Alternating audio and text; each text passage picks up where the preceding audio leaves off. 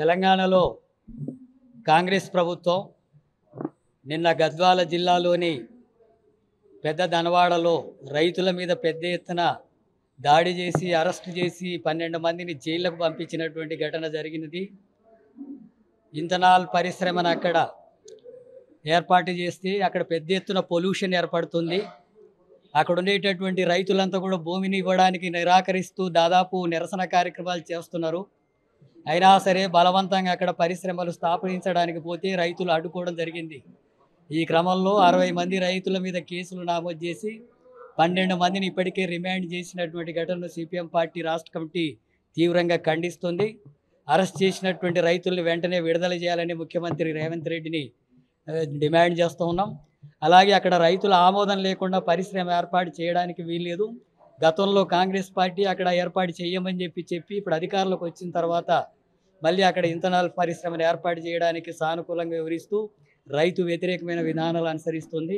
అట్లాగే నిర్మల్ జిల్లాలో ఒక రైతు భూభారతిలో భాగంగా తమ సమస్యలు మాట్లాడడానికి వెళితే ఆయనను మెడబట్టి బయటికి నెట్టినటువంటి ఘటన రైతు మీద అవమానకరమైనటువంటి ఘటన జరిగింది. ఇలాంటి రైతు వ్యతిరేక విధానాలని రాష్ట్ర ప్రభుత్వం అనుసరిస్తుంది. దీనికి పెద్ద ఎత్తున రైతాంగం కూడా తగిన పద్ధతుల్లో గుణపాఠం చెప్తారని చెప్పి హెచ్చరిస్తున్నాము. అలాగే రాష్ట్రంలో విద్యారంగంలో విద్యా సంస్థలు ప్రారంభం కాబోతున్నాయి.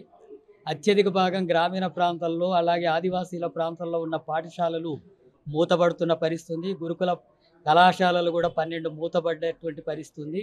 ఈ నేపథ్యంలో ప్రభుత్వ రంగంలో విద్యను దూరం చేస్తే ప్రైవేట్ సంస్థలకు విద్య వ్యాపారంగా మారిస్తే దళితులు, గిరిజనులు, బలహీన వర్గాలు, అట్టడుగున ఉండే పేదలు విద్యకు దూరం అయ్యేటటువంటి పరిస్థితి వస్తుంది. కాబట్టి ప్రభుత్వ రంగంలో పాఠశాలల్లో విద్యారంగాన్ని బలోపేతం చేయడానికి ప్రభుత్వం తగిన చర్యలు తీసుకోవాలా, నిధులు కేటాయించాలా, అట్లాగే ఖాళీ పోస్టుల్ని, టీచర్ పోస్టులు, తదితర పోస్టులు అంతా కూడా భర్తీ చేయాలని చెప్పి డిమాండ్ చేస్తున్నాం.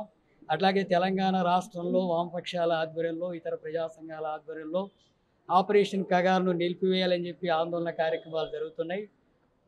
కేంద్ర ప్రభుత్వం ఉగ్రవాదులతో చర్చలు జరిపి పాకిస్తాన్తో కూడా చర్చలు జరిపింది. కానీ నక్సలైట్లతో ఈ దేశంలో ఉండేటటువంటి పౌరులతోన చర్చలు జరపడానికి నిరాకరిస్తూ అది నియంతృత్వ ధోరణితో వ్యవహరిస్తుంది. ఆపరేషన్ కగారును ఆపేసి మావోయిస్టులతో చర్చలు జరపాలని సిపిఎం పార్టీగా డిమాండ్ చేస్తుంది.